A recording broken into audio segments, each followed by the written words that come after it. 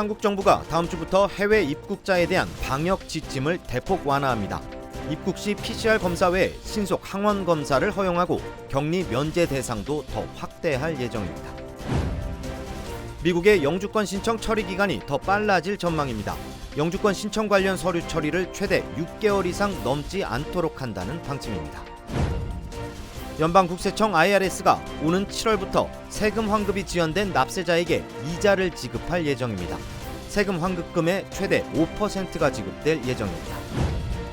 고물가 시대에 에너지 비용을 절약할 수 있는 방법을 알아봤습니다. 여러분 안녕하십니까? 5월 20일 첫 소식입니다. 다음 주부터 한국 정부의 해외 입국자에 대한 방역 지침이 대폭 완화됩니다. 음성 확인서를 24시간 안에 시행한 전문가용 신속 항원 검사도 허용하기로 했고, 또 다음 달부터는 한국 입국 후 검사 기준과 격리 면제 대상 연령도 확대될 예정입니다. 홍지은 기자의 보도입니다. 한국을 방문하는 해외 입국자들에 대한 방역 지침이 대폭 완화됩니다. 한국중앙방역대책본부는 최근 코로나19 확산세가 감소하고 여행 수요가 늘면서 해외 입국자들의 방역 규제 완화 방침을 발표했습니다. 한국 입국 시 제출해야 하는 음성 확인서 기준이 개선됐습니다. 현재 출발일 기준 48시간 이내 실시한 PCR 검사만 허용됐지만 오는 23일부터 24시간 이내에 시행한 전문가용 신속 항원 검사도 함께 인정하기로 했습니다. 이거는 이제 출발일 기준으로 24시간 이내에 검사한 전문가용 신속 항원 검사를 이제 인정하게 됐고요. 이거는 저희 개인이 집에서 하는 그런 자가 신속 항원 검사는 인정이 안 되고요. 이제 병원이나 이제 클리닉 같은 그런 전문 기관에서 발급한 그런 전문가용 신속 항원 검사가 인정이 됩니다. 음성 확인서에는 반드시 개인 신상 정보와 발급 기관 그리고 검사 일자 등이 명시돼 있어야 합니다. 다음 달부터는 한국 입국 이후 검사 기준도 완화됩니다. 입국 1일차에 받던 PCR 검사 시기가 3일 이내로 늘어나고 6일에서 7일차에 받는 신속 항원 검사도 권고사항으로 변경돼 의무 검사는 2회에서 1회로 줄어들었습니다. 방역당국은 또 백신 접종을 완료한 보호자와 동반 입국할 때 격리 면제 대상 연령을 현행 만 6세 미만에서 만 12세 미만으로 확대하기로 했습니다. 또 기존에 이제 만 6세 미만은 그 해외 예방 접종 여부와 상관없이 동반자가 이제 PCR 음성 확인서 및 그다음에 해외 예방 접종 완료자일 경우에는 이제 격리 면제가 가능했습니다. 그래서 하지만 이제 앞으로 6월 1일부터는 이 기준도 만 12세 미만으로 이렇게 완화가 됐고요. 다만 만 6세 이상은 해외 예방 접종 여부와 상관없이 그 PCR 음성 확인서를 지참해야 되는 것은 필수 항목입니다. 이 점을 꼭 유념하시기 바랍니다. 또 다음 달부터는 만 12세에서 17세의 경우 2차 접종 후 14일이 지나면 접종 완료로 인정됩니다. 미국 시민권자의 경우 한국 방문 전 대한민국 전자여행허가 KETA를 발급받아야 합니다. 한국 정부는 앞으로 해외 입국 관리 체계를 단계적으로 개선해 나가면서 해외에서 유입되는 신종변이나 재유행에는 더욱 강력히 대응하겠다고 밝혔습니다. MBC 뉴스 홍지은입니다. 이민 서류 적체를 해소하기 위한 조치로 앞으로 영주권 신청 처리 기간이 빨라질 것으로 보입니다. 백악관 대통령자문위원회는 전체 회의를 열고 이민 신청자들의 가장 큰 고민인 영주권 적체를 해소하기 위해 바이든 대통령에게 영주권 신청서를 포함한 모든 영주권 관련 서류를 6개월 이내에 처리할 수 있도록 할 것을 권고했습니다. 이 제안은 인도계 커뮤니티 지도자인 아제이 제인 부토리아가 제안한 것으로 25명의 위원 전원 만장일치로 승인했습니다. 또 영주권 관련 서류 처리를 위한 간소화와 수동 승인 대신 자동 승인 방식으로 변경할 것도 요청했습니다. 취업 이민 신청서와 다카 갱신 등 모든 서류 처리 역시 6개월을 넘기지 않도록 개선해 줄 것을 당부했습니다. 아태계 자문위는 현재 계류 중인 이민 관련 서류가 400만 건에 달한다며 이민 시스템 개선의 필요성을 강력히 지적했습니다. 연방국세청 IRS가 오는 7월부터 세금 환급이 지연된 납세자에게 이자를 지급할 방침입니다. IRS는 세금 환급이 지연되고 있는 개인 납세자에게 5%, 법인세 납세자에게 4%의 이자를 지급하고 과소신고한 개인과 대기업에는 각각 5%와 7% 이자를 지급한다고 밝혔습니다. IRS는 소득세 신고 접수 후 45일 안에 환급금을 지급해야 하며 환급이 지연될 경우 미수령 환급액에 대한 이자를 계산해 납세자에게 지급해야 합니다. 정부 회계감사원 보고서에 따르면 IRS는 지난 7년 동안 환급금 이자로 140억 달러를 지불했고 지난해에만 33억 달러를 지급한 것으로 나타났습니다. IRS는 팬데믹으로 인한 시설 폐쇄와 구인난에 따른 인력 부족과 함께 연방세법이 개정되면서 업무 지연 사태가 빚어지고 있다고 설명했습니다. 하원세위원회는 조 바이든 대통령이 IRS의 업무 지연 사태를 해결하기 위해 800억 달러의 자금을 지원하고 8만 7천 명의 인력 충원을 약속했다고 전했습니다. 요즘 치솟는 물가 때문에 서민들의 지갑은 점점 얇아지고 있습니다. 특히 여름이 다가오면서 에너지 비용 부담 역시 더 커질 전망인데요. 전문가들은 작은 습관 하나만 바꿔도 적지 않은 돈을 아낄 수 있다고 합니다. 여준호 기자가 알아봤습니다. 멈출 줄 모르고 치솟는 물가에 살림살이도 팍팍해진 요즘. 가스값부터 전기세까지 모든 것이 인상되면서 늘어나는 공과금 부담이 적지 않습니다. 특히 에너지 사용이 급증하는 여름이 다가오면서 부담은 더욱 커지고 있습니다. Unfortunately, it's going to be a heartbreaking and potentially fatal summer for families who can't afford electricity. My bill is more than triple what it was last year in the same period of time. And so for people who live on a budget, this is a budget buster. 전문가들은 집에서 실천할 수 있는 에너지 절약 방법을 통해 공과금을 아낄 수 있다고 조언합니다. 먼저 설거지를 할 경우 식기세척기를 사용하면 손 설거지보다 에너지를 더 절약할 수 있습니다. 캘리포니아 에너지위원회에 따르면 식기세척기는 손 설거지에 비해 매년 평균 5,000갤런의 물을 절약할 수 있을 뿐만 아니라 에너지 효율성도 더 높은 것으로 나타났습니다. 또 LED 전구를 사용하면 일반 전구에 비해 최대 75%까지 에너지 절약이 가능합니다. 컨슈머 리포트에 따르면 세탁기를 돌릴 때 소비되는 에너지의 90%가 물을 데우기 위해 소비되는 것으로 나타났는데 냉수 세탁이 에너지 비용 면에서 훨씬 더 저렴하다는 진단입니다.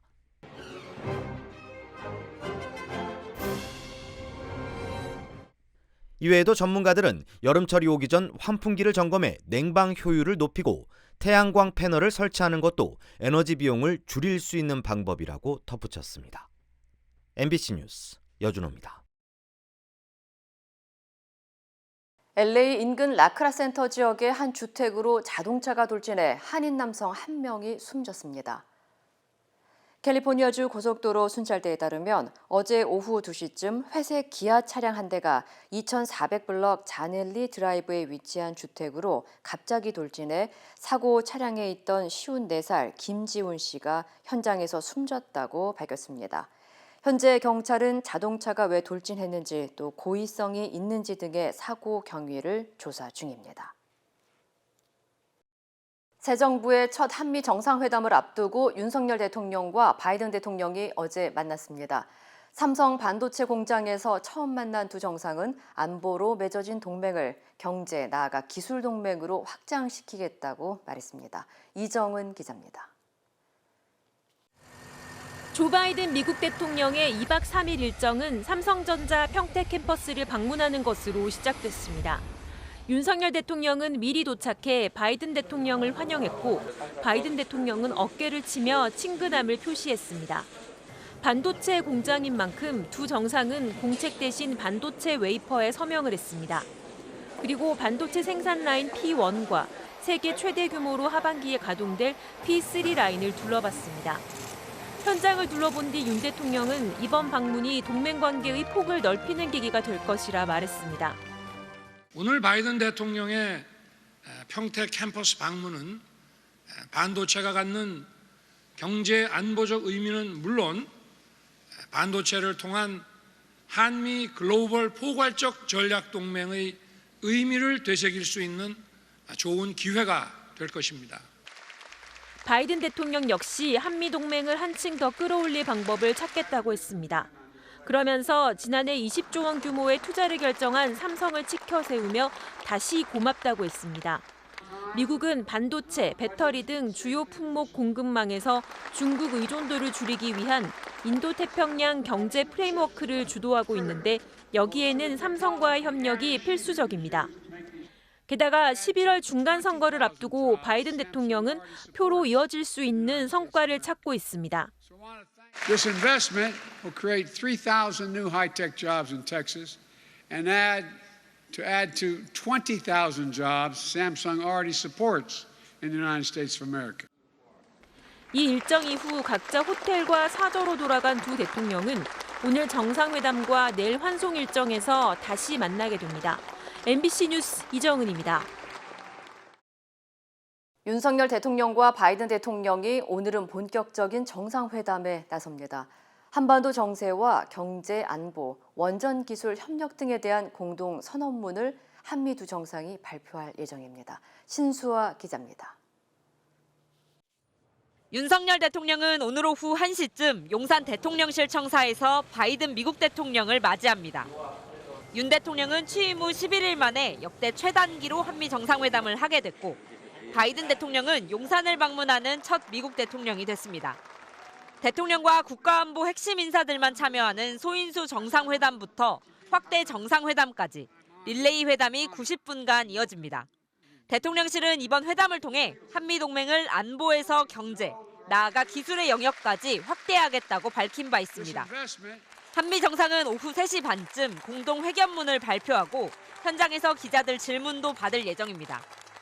이번 공동선언엔 북한 핵무기에 대응할 한미 확장 억제력을 다시 확인하고 미국이 주도하는 경제협의체인 인도태평양 경제 프레임워크에 한국이 참여한다는 내용이 담길 전망입니다. 또 한미가 차세대 원전인 소형 모듈 원전을 함께 개발하고 원전 시장에 진출하자는 내용도 포함될 것으로 보입니다. 공식 의제는 아니지만 미국이 동맹국들에 요구하고 있는 우크라이나 무기 지원 문제나 한미일 군사훈련 같은 민감한 사안이 언급될지 주목됩니다. 저녁에는 국립중앙박물관에서 공식 만찬이 열립니다. 대기업 총수들과 경제단체장 등 재계 인사들도 대거 참석하는데 김건희 여사도 바이든 대통령의 인사를 전하러 올 것으로 알려졌습니다. 방한 마지막 날인 내일은 두 정상이 한반도 전역의 공중작전을 지휘하는 한국항공우주작전본부를 방문합니다. 이 일정을 끝으로 바이든 대통령은 일본으로 출국합니다. MBC 뉴스 신수아입니다. 북한이 7차 핵실험이나 대륙간 탄도미사일 발사 준비를 마치고 실행 시기만 보고 있다고 최근 국가정보원이 국회에 보고했는데요. 바이든 대통령 방안에 맞춰 과연 무력 도발을 감행할지가 관심인데 미국은 핵심 전력을 한반도에 집중 배치하며 경고 메시지를 보냈습니다. 홍희표 기자입니다. E4B 나이트워치 미군 공중지휘통제기가 어제 오후 일본 상공에서 포착됐습니다. 공중에서 전군에 명령을 내리고 특히 핵잠수함과 대륙간 탄도미사일을 제어해 핵전쟁을 수행할 수 있어 심판의 날 항공기로 불립니다. 공중 급유기들까지 모두 신호를 켜 항공기 추적 사이트에 항적이 나타났습니다. 바이든 대통령의 한일 순방에 앞서 일부러 존재를 노출시켜서 북한에 경고를 보낸 걸로 보입니다. 어제 일본 요코스카 해군기지를 나선 핵추진 항공모함 로널드 레이건도 한반도 근해에서 움직이기 시작했습니다. F-35 스텔스 전투기 등 항공기 80대가량을 탑재한 항모 에이브러햄 링컨도 필리핀에서 이동 중인 걸로 보입니다. 역시 F-35 수십 대를 실은 강습 상륙한 트리폴리와 아메리카우까지 합치면 항모급 함정만 4척이 한반도 근처에 있는 겁니다. 북한이 ICBM 발사나 핵실험에 나설 경우 대응을 염두에 둔 걸로 보입니다. 우리 군도 북한 도발 시 미군과 함께 미사일 대응 발사에 나서기 위해 강원도 일대에서 준비 중인 걸로 알려졌습니다. 북한은 며칠 전 화성급 ICBM에 연료 주입을 마친 걸로 전해졌습니다. 이 때문에 바이든 대통령 방한 중 발사할 우려도 나오지만 최근 북한의 미사일은 연료를 넣은 상태에서도 발사를 늦출 수 있다는 평가도 나옵니다. 부식을 안 하도록 만들어주는 게 이제 실링을 해서 탱크 내에 엠프라를 하는 거고요. 일주일 뒤에 쏴도 되고 2주일 뒤에 쏴도 되는 거야. 또 미국 대통령 방한 기간 북한이 도발에 나선 전례가 없다는 점도 변수입니다. 한미 두 정상은 방한 일정 마지막 날인 22일엔 한반도 전역의 공중작전을 지휘하는 항공우주작전본부를 찾아 북한에 경고 메시지를 보낼 걸로 보입니다. MBC 뉴스 홍익표입니다. 오클라호마주가 공립학교에서 성전환이나 성중립 화장실 사용을 사실상 금지할 예정입니다.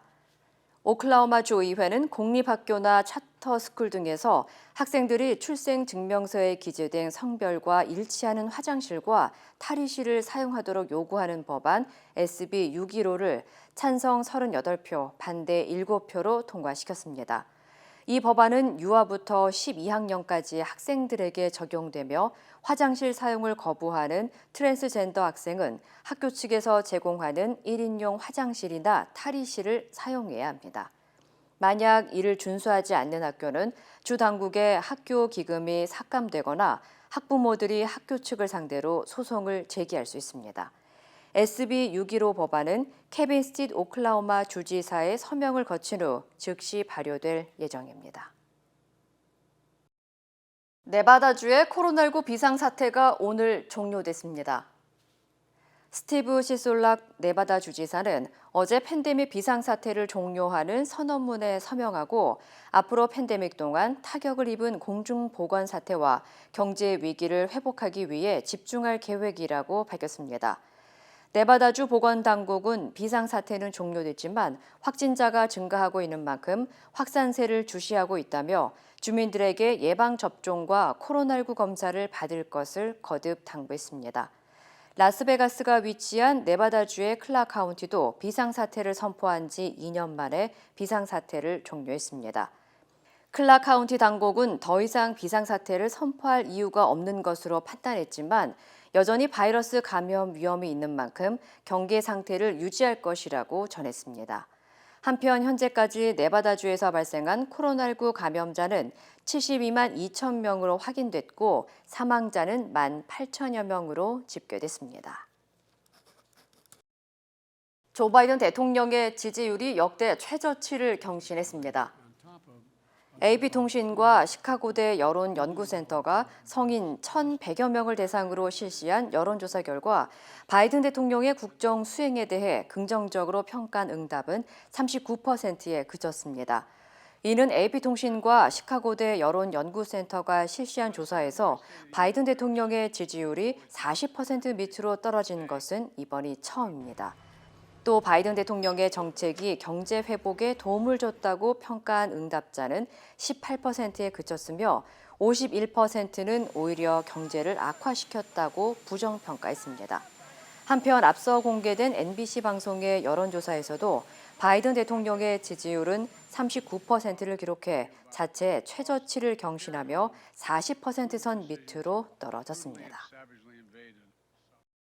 일론 머스크 테슬라 최고 경영자가 과거 스페이스X 소속 여성 승무원을 성추행한 뒤 합의금을 지급했다는 폭로가 나왔습니다. 경제 매체 비즈니스 인사이더는 머스크가 지난 2016년 영국 런던으로 향하던 스페이스X 소속 전용 제트기에서 여성 승무원의 몸을 만지고 성적인 행위를 요구했고 2년 뒤 이 승무원이 정식으로 문제를 제기하자 $25만 달러의 합의금을 지급했다고 전했습니다. 성추행 사건이 발생한 당시 해당 승무원에게 마사지를 받고 있던 머스크는 자신의 신체 일부를 노출했고 승무원에게 성적인 행위를 요구하면서 말 한마리를 사주겠다고 제안한 것으로 알려졌습니다.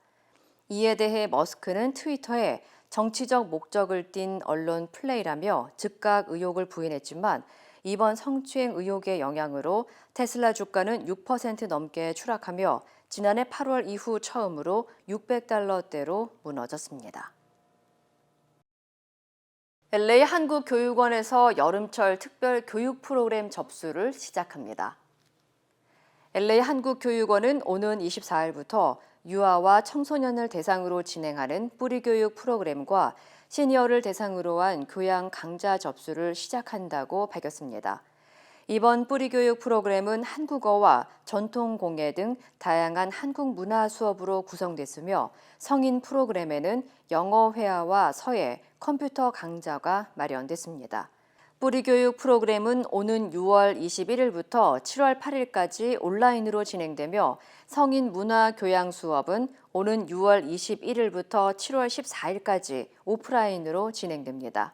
신주식 LA 한국교육원장은 여름방학 기간 동안 알찬 학습의 기회를 제공하기 위해 다양한 프로그램을 마련했다며 한인들의 많은 참여를 당부했습니다. 2022년 여름 특별 프로그램에 대한 더 자세한 사항은 LA 한국교육원 홈페이지에서 확인할 수 있습니다. 한국을 방문한 바이든 미국 대통령이 머물 숙소 앞에서 미국 대통령의 경호를 담당하는 정부 직원이 20대 한국인 남성을 폭행한 혐의로 입건됐습니다. 경찰에 폭행을 신고한 한국인 남성은 미국인이 술에 취한 상태였다고 말한 것으로 알려졌습니다. 윤수환 기자입니다. 서울 용산의 하얏트 호텔. 정문 주변엔 경호 울타리가 설치됐고 경찰이 삼엄하게 주변 경비를 펼치고 있습니다. 한미 정상회담을 위해 한국을 방문한 조 바이든 미국 대통령이 묵을 숙소입니다. 그런데 어제 새벽 4시 반쯤 이 호텔 정문에서 외국인 남성이 난동을 부린다는 112 신고가 접수됐습니다. 외국인 남성이 택시에서 내리는 과정에서 승차를 기다리던 20대 시민과 시비가 붙은 겁니다. 한국인 남성은 경찰 조사에서 만취 상태의 외국인이 자신의 목 부위를 때렸다고 진술한 것으로 알려졌습니다. 새벽에 현관근무자가 아예 없어요. 그러니까 알 수가 없어요. 조사 결과 피의자는 30대 미국인 남성으로 대통령 경호와 대테러 업무 등을 담당하는 미국 국토안보부 소속의 직원이었습니다. 이 남성은 바이든 대통령의 방한에 앞서 입국한 것으로 알려졌는데 어떤 업무를 맡았는진 확인되지 않았습니다. 외교 관계에 관한 국제 협약에 따르면 주한대사관 상주 직원 등 외교관은 면책 특권을 갖지만 해당 직원은 여기에 해당하진 않는 것으로 파악됐습니다. 경찰은 이 미국인 남성을 조사한 뒤 폭행 혐의를 적용해 입건했으며 국내법에 따라 수사 절차를 진행할 계획이라고 밝혔습니다. MBC 뉴스 윤선입니다. 오늘은 공군 성폭력 피해자인 고 이해람 중사가 세상을 떠난 지 꼭 1년이 됩니다. 진상규명을 요구하며 장례식을 미뤄온 유가족들은 오늘 추모식을 열고 새로 출범하는 특검이 부실수사 의혹 등을 철저히 규명해달라고 촉구했습니다. 김세영 기자입니다. 1년이 지났지만 이해람 중사는 여전히 국군 수도병원 장례식장 영안실에 있습니다. 유족들이 장례를 치를 수 없었기 때문입니다. 분향소였던 곳에서 열린 일주기 추모식. 딸의 사진을 보던 어머니는 끝내 주저앉았고 아버지는 지금도 현실을 받아들일 수 없습니다. 처음에 인간했을 때는 여기고 맨 끝에 있는 사진에 희망을 가지고 있는 눈동자 같지 않습니까? 아버지는 몸의 일부처럼 딸의 군번줄을 목에 걸고 틈날 때마다 딸에게 메시지를 보내고 있습니다. 꽃 사진도 보내고 사건 경과도 공유합니다. 반드시 진상을 규명하고 책임자가 처벌받게 하겠다는 약속입니다. 아버지가 꼭 우리 예람이의 명예를 지켜주겠다. 지난해 3월 상사에게 성추행을 당한 이 중사는 부실 수사와 2차 가해에 시달리다 2달 만에 스스로 목숨을 끊었습니다. 이 중사가 떠난 뒤에야 재수사에 나선 국방부 검찰단은 15명을 기소했지만 부실 수사 의혹 관련자들은 기소하지 않았습니다. 게다가 6명은 1심에서 무죄 판결을 받았습니다. 가해자를 불구속하는 등 가해자를 비호한 것으로 보이는 군사법경찰, 군검찰의 수사에 관해서 그 진상이 명백히 드러나야 됩니다. 1년의 싸움 끝에 이제 진상규명 책임은 최근 임명된 안미영 특검에게 넘어간 상황. 특별검사가 과거 성폭력 가해자를 변호했다는 논란이 일기도 했지만 이 중사의 아버지는 특검을 믿고 지켜보겠다고 밝혔습니다. 최선을 다해서 자기 일을 한 것이다. 이 법무법인에서 능력을 보여준 거라고 난 생각을 했다. 특검은 최초의 사건을 수사한 20비행단 군사경찰과 군검찰의 부실 수사 의혹, 그리고 조직적 2차 가해 의혹을 규명하는 데 수사력을 집중할 것으로 보입니다. MBC 뉴스 김세영입니다. 배우 이정재의 감독 데뷔작 헌트가 칸 국제영화제에서 처음 공개됐습니다. 시사회장 열기가 상당히 뜨거웠는데요. 칸 현지에서 조국현 기자가 보도합니다. 프랑스 칸 르미에르 극장 앞 턱시도와 드레스를 차려입은 사람들의 행렬이 길게 늘어섰습니다. 칸 국제영화제 미드나잇 스크리닝에 초청된 이정재 감독의 헌트를 보려고 모여든 겁니다. 자정이 다 돼 열린 레드카펫 행사의 취재 열기도 뜨거웠습니다. 연출로서 처음 오게 됐고. Tout à fait, en tant que réalisateur. Absolutely, as a director, it's my first time. 시사라서. En plus, c'est vraiment une avant-première mondiale pour moi. Donc, je suis. 2,000석 규모의 리미에르 대극장을 가득 메운 관객들의 기다림 속에 이정재, 정우성 두 사람이 모습을 드러냈습니다. 감격에 겨운 표정으로 감사를 전했지만 박수는 잦아들지 않았습니다. 노이자를 사살하면 어떡해! 인질이 되지 말았어야죠! 영화는 안기부 고위 간부인 두 주인공이 서로의 정체를 의심하면서 전개됩니다. 1980년대를 배경으로 아웅산 테러 등 현대사의 장면을 영화 속에 녹여내 사실감을 더했습니다. 특히 한국 역사에 익숙지 않은 외국 관객들도 2시간여의 상영 가운데 6차례나 박수를 보낼 정도로 반응은 뜨거웠습니다.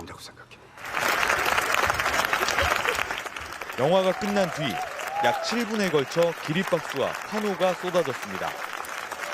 I hope you enjoy this film. Yeah.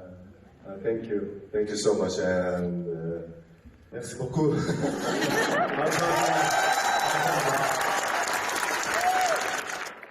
칸 영화제 공식 잡지는 오늘자 표지로 이렇게 헌트를 배치했고 세련되고 진지하며 빛난다.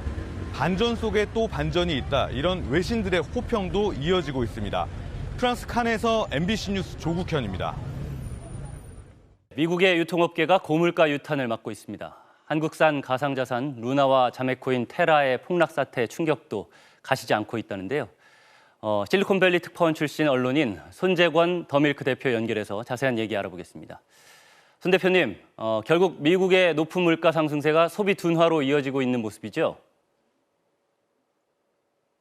그렇습니다. 미국의 대형 유통업체 타겟의 주가가요. 지난 18일 뉴욕 거래소에서 전날보다 24.93%나 폭락했습니다. 이날 실적을 발표했는데요. 시장 전망치에 크게 못 미쳤기 때문입니다. 미국 1위 유통업체인 월마트도 수익이 나빠졌는데요. 운송 비용이 예상보다 크게 늘어서 실적에 영향을 준 것입니다. 타겟 주가는 52주의 최저치로 하락하면서 블랙 먼데이 이후에 최대 폭락세를 연출했고요. 월마트도 35년 만에 최악의 날로 지난 1987년 10월 이후에 가장 큰 하락을 나타냈습니다. 전문가들은 이 미국 유통업체 실적 부진 이후로 인플레이션으로 인한 미국 소비자들의 행태가 변했기 때문으로 봤습니다. 소비자들이 본격적으로 지출 항목을 바꾸기 시작했다는 것인데요. 연료, 제품, 임금까지 모두 올라서 기업들이 언제쯤 어떻게 올릴지 고민하는데 소비자들은 소비를 줄이는 것이죠. 인플레이션이나 공급망 붕괴, 또 인건비, 운송비 상승 문제가 산업 전반에 광범위하게 적용되고 있는 것이 실적과 주가로 지금 확인되고 있습니다. 예, 그런가 하면 또 재고 처리도 쉽지 않다고 들었는데 어느 정도인가요? 예, 유통업체들이 공급대란 우려를 잠재우기 위해서 미리 좀 재고를 많이 쌓아두었는데요. 수요 감소와 맞물리면서 손해를 많이 봤습니다. 인건비, 연료비 늘어나는 상황에서도 평소보다 좀 많이 재고를 비축해서 소비 증가에 좀 대비하려 했는데 미스난 것이죠. 월마트와 타겟은 지난해부터 재고량을 비축하기 시작했는데 월마트 재고 규모는 지난해보다 무려 30% 늘었고요. 타겟도 1년 전보다 43%나 늘었습니다. 특히 이제 의류나 가구 등 마진이 높은 상품들의 재고가 많이 쌓였습니다. 하지만 이 유통업체들의 실적 부진이 소비자들한테는 약간 좋은 소식이기도 한데요. 왜냐하면 재고가 쌓여서 유통업체들이 지금 큰 폭의 할인을 단행하고 있기 때문입니다. 그래서 블룸버그는 이 두 업체는 재고로 어려움을 겪고 있지만 소비자들은 지금 반사이익을 볼 것이다 라고 평가했습니다. 예, 루나와 테라 같은 이 한국산 가상자산의 폭락 사태, 이게 미국 금융계에도 적잖은 충격이었잖아요. 그렇습니다. 굉장히 심각한 사건인데요. 미국에서도 테라 루나의 가상화폐 폭락으로 지금 월가에까지 번지는 금융 스캔들로 지금 인식이 되고 있습니다. 이 한때 시가총액 8위에 오를 정도로 큰 관심을 형성하고 있어서 미국 월가에서도 그동안 관심 많이 받았습니다. 하지만 이 주가가 폭락한 것뿐만 아니라 제로에 가까이 가자 큰 파문을 일으키고 있습니다. 실제로 억만장자 투자자이자 영향력이 큰 빌 에크먼은요, 테라와 루나는 다단계 사기다. 투자자들은 20% 수익을 약속받았지만 이는 새로운 투자자들의 수요에 의해서 뒷받침되기 때문이다. 근본적 비즈니스는 없다고 지적을 했고요. 미 민주당 대선 후보로 나선 바 있는 엘리자베스 워렌 상원의원도 가상화폐 투자를 통해 생명을 잃은 사람도 있다. 또 지금은 이런 위험으로부터 소비자를 보호할 만한 충분한 장치가 없기 때문에 강력한 규칙과 법이 필요하다라고 주장했습니다. 이렇게 지금 큰 후폭풍이 미국에서 불고 있는데요.